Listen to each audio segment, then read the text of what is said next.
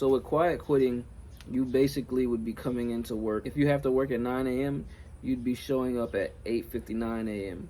If you gotta leave at 5, you'll be leaving at 5 o'clock or maybe 4:59.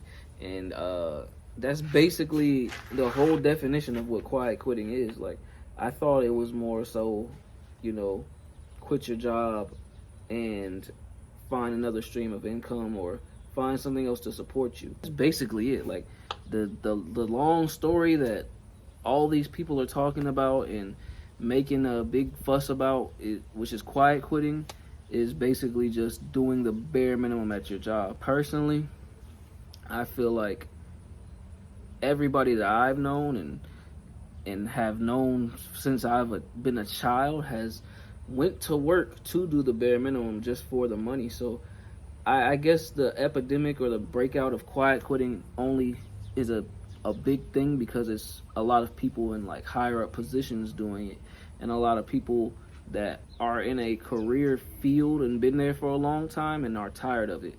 Because where I come from, and me being a millennial, not a lot of people are in a position to even quiet quit.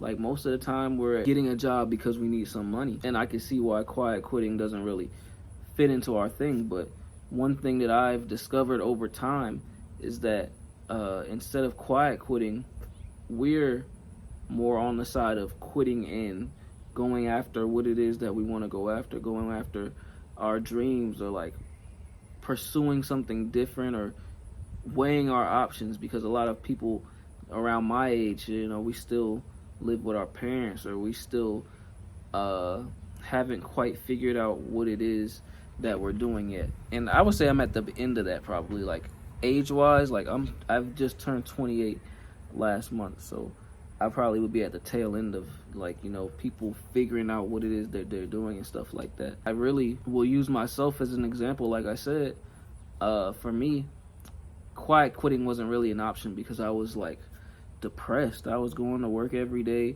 even doing the bare minimum. Me knowing what I wanted to do already, going to work and doing the bare minimum, it didn't satisfy me at all. The money didn't satisfy me. I would say my highest paying job was a job where I was making $1,200 every 2 weeks now. So that was my highest paying job ever. I'm 28. I just turned 28, right? And I made that $1,200 every 2 weeks doing the bare minimum, showing up right at clock-in time, leaving right when it's time for me to leave, not going above and beyond. This job is where, one of the managers even asked me if I was trying to move up in the company, and I straight up told him, no, I'm not trying to move up in the company. I'm here because I need the money, and I'm here because I have to pay my bills and feed myself. Like, this isn't what I want to do. So, like, again, it kind of shocked me when I dug into the term quiet quitting and seeing that people were really putting that much into these jobs. But, I guess you kind of can see it with the entitlement that people have out here for, a lot of things. Like, people really feel like they are their position at work, and kudos to the people that do that. But I would say a lot of millennials don't really think like that. We more so go after what it is that we want to do from the jump. So what I do, instead of me quiet quitting, I quit cold turkey. I would say I quit going to work the 9 to 5 way. Something that made more sense for me was to do a job that was like a gig job, and was to do multiple gig jobs to equal up to about the same amount that I was making at a job. Like, I make more now than I made at my highest paying job. It just looks different. I get to make my own schedule. I get to not be micromanaged. I get to basically live how I want, and it looks different because I haven't had the time to establish myself yet as a person out here.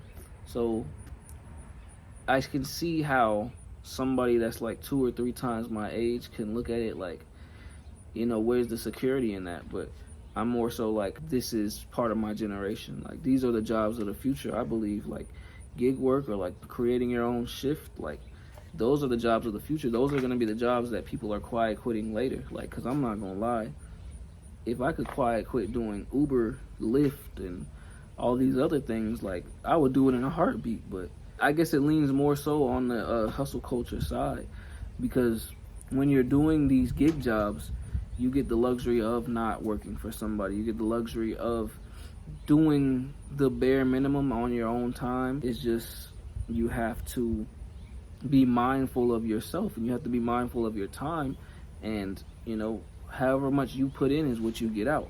And I think it's a good swap for people that want to quiet quit, or like even people that are in their 30s or 40s that are thinking about quiet quitting. I say, why not quit and do gig work? Why not quit and do Instacart? Instacart is a big one. Like, if you have a family, it's family friendly. If you have a minivan or any vehicle in general, if you have enough space, you can do your job with your family, bring your family with you while you work, and you set goals for yourself. Like, I'll give an example. My goal was $100 a day at one point, and I would make $100 a day and then just sit, because that was my goal.